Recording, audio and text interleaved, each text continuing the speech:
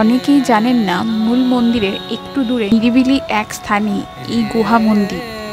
আমার সাথে কথা বলেছেন এখানকার পুরোহিত, যিনি জানালেন এই গুপ্ত মন্দিরের ইতিহাস। আদি মন্দির লেখা আছে, মূর্তি বসানো আছে, ওই জায়গাতেই এই মা ছিলেন। আচ্ছা, মুর্শিদ কুলি খান আমলে যখন ঢাকা থেকে রাজধানী পরিবর্তন হচ্ছে মুর্শিদাবাদ, বাংলার বিহার উড়িষ্যা, তখন তো বিধর্মী নবাব যে কোনো মুহূর্তে মাকে ধ্বংস করতে পারে বা হতে পারে মন্দির।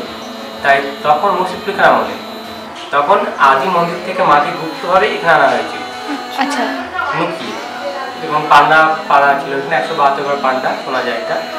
তো গোপনে এবং কোনো গম্বুজ দেওয়া হয়নি মায়ের মন্দির, কিন্তু কৃষ্ণাপুরের মন্দির বাড়ির আদলে বানিয়েছিল মন্দির, গোপনে পুজো হতো এখানে, পুজো ভোগ ভোগ মন্দির এটা।